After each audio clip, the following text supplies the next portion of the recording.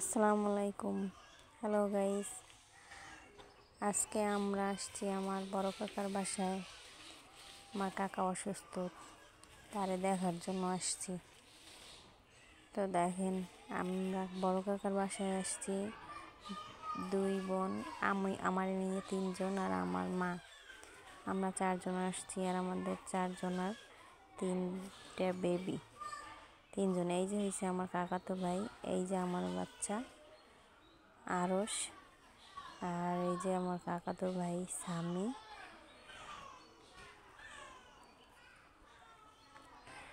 আমরা আসছি, আসার পরে এই আমার বোনের ছোট বোনের ছেলে, এই হয়েছে সেজো বোনের মেয়ে। এটা হচ্ছে ছোট বোনের ছেলে। ওরা আমার বাচ্চাটাকে একদম আলু ভর্তা বানাই ফেলছে আজকে। ওরা যে ওদের কোলে যাইতেছে না, কিন্তু ওরা জোর করে ওরে কোলে নেবে আর ও যাবে না। এই নিয়ে অনেক কান্নাকাটি ও করছে অনেক সময়। ওর পিছে সব কয়জন একদম লাইগে থাকে।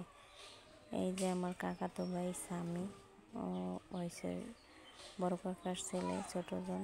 আর আমার মা ও কেমন আছে এটা জিজ্ঞেস করতেছে ওর কাছে, ওর সাথে কথা বলতেছে।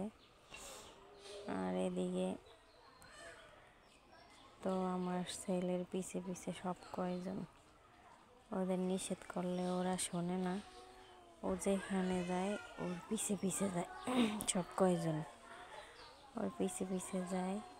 আর এই স্বামীও হয়েছে দুষ্ট শিরোমণি। ও যে এত দুষ্টামি করতে পারে, আরও তো ওদের পাইছে। এই যে হয়েছে সাজিদ, আমার ছোট বোনের ছেলে, আরশ আমার ছেলে, আর এই হয়েছে আমিরে, এটা আমিরে আমার সেজো বোনের মেয়ে। ওরা এই কয়েকজন শুধু ওর সাথে জড়াজড়ি করে, ওরা কোলে নেবে দেখে, কিন্তু ও কারো কোলে যাইতে চায় না। আর এরকম যদি একজন থাকে আপনাদের বাসায়, এই যে চারজন দেখছেন, চারজনের মতো যদি একজন থাকে আপনার বাসায়, তাহলে মনে করবেন যে আপনার বাসার সব কিছু থাকবে বাইরে, বাসায় কিছুই থাকবে না।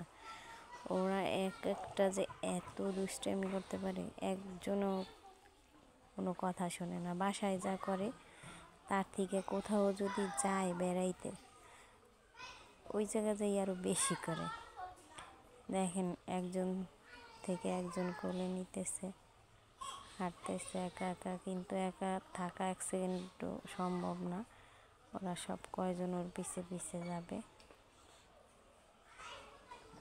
আর ও তো হাঁটবে, সারাক্ষণ হাঁটবে, দৌড়াবে।